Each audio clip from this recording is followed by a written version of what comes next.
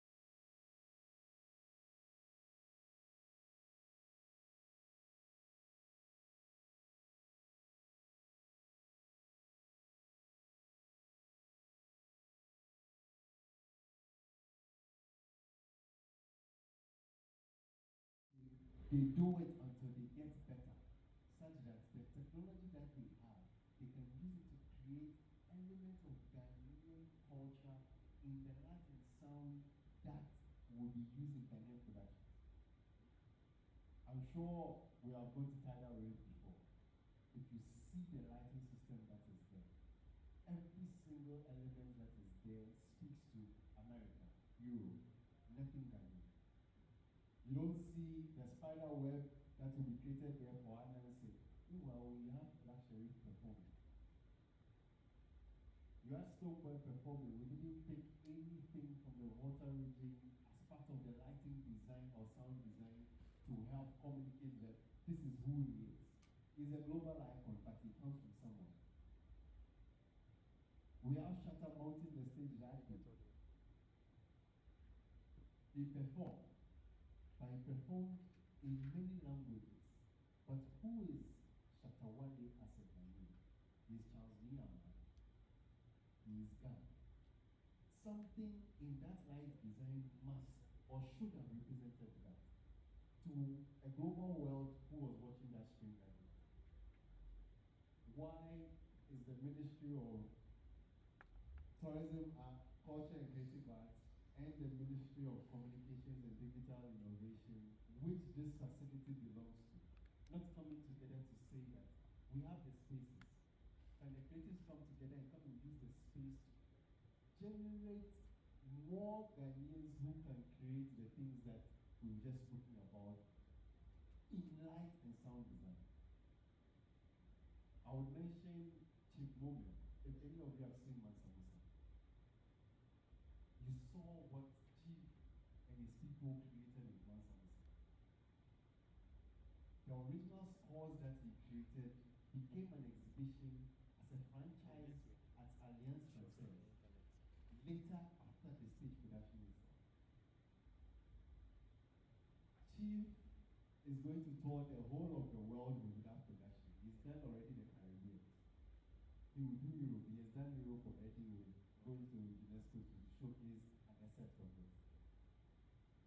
All of that is Ghanaian ingenuity and creativity for being displayed for us to see and to see the value chain of what can come out of our productions as Ghanaians.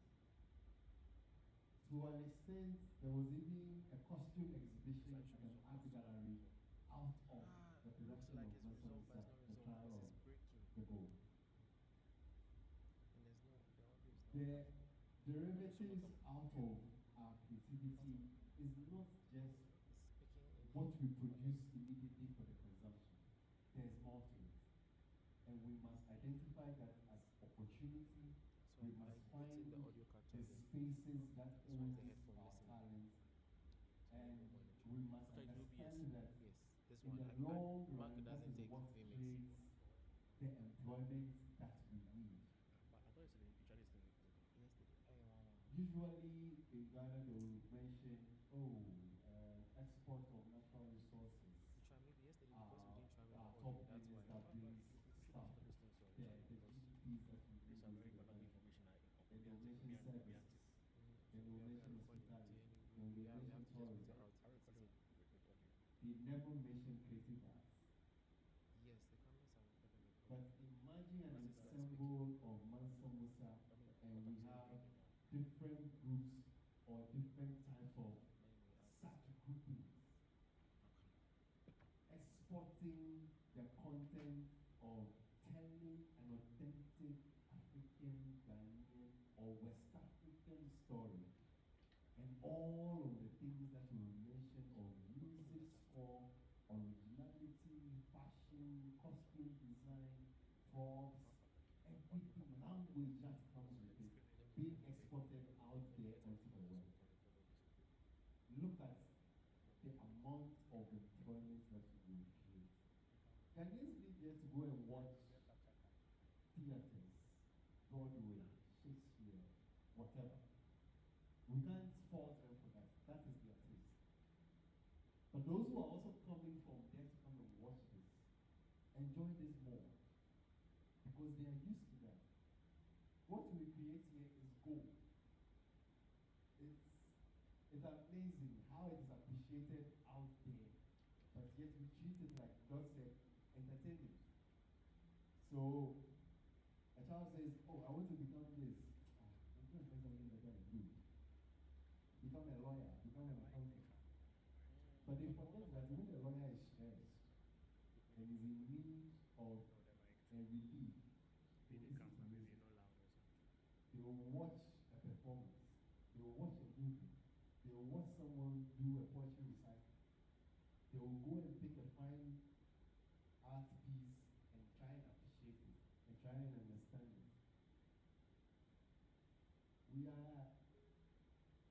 I think it's just the way a generation has treated our creative arts sector.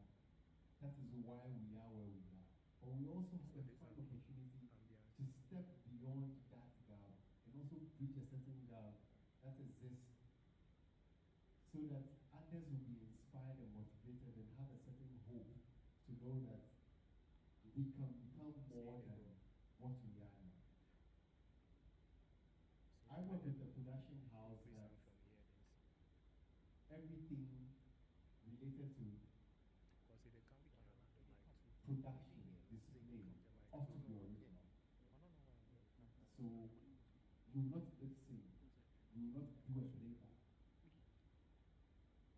Roverman will insist that the music that is supposed to be a playback, the musicians play it.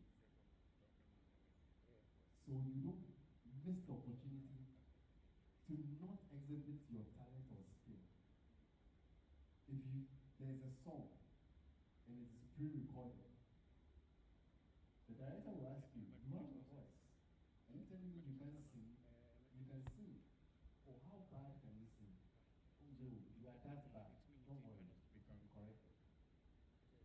It might take years for it to correct, but for correcting, you will be corrected. So, we are able to share the excellence in our creativity. It only gives way for those that will come behind you from SS to also know that, oh, this person went here. They did big with music, creative arts. Why not? I also choose to come and offer such a program. So that it is not because they didn't get into the sciences, that is why they are being pushed to come and do things in arts. We control a lot of things and how society gets built because we reflect society with our arts. Rob mentioned the values of our society used to be transmitted in our music. That is why High Life was there. High Life is still there. They've tried to cover it up with many other beats and tones to make it Afro beats. But anytime I listen to any Afro beats tune, the base of it for me is High Life because I hear the High Life tune in the Afro beats. You might enjoy it and everything, but that identity of this is High Life isn't there in that music. We can't do our own. Understanding of keeping principles, values, community, commonality in our creative, turn that storytelling into a music fanfare segment.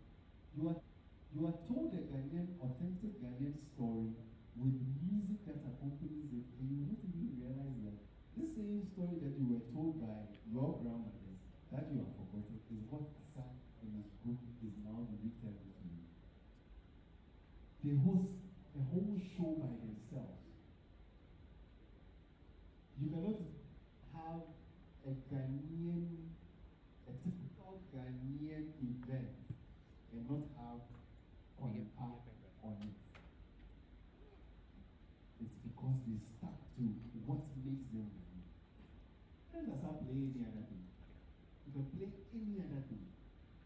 Play any other genre or decide to not become as Ghanaian as he is. But he still sits and plays pump one music or pump one music. I don't know that music terminology, so pardon me if I get it wrong. But that storytelling trait, discipline, character that he has, such that he can formulate a story about any audience member there and there, can still carry you along, will carry audiences along. You don't even feel like dancing and you will dance. The other thing Rob mentioned, which I believe are the solutions, I also think I would pick on that and explore more with it so that I can provoke some conversations and thinking about all of us. Rob mentioned Solutions should be interdisciplinary learning. Then decide to design or plan civil works, whatever a house. As we make sure that the acoustics of the house helps in maintaining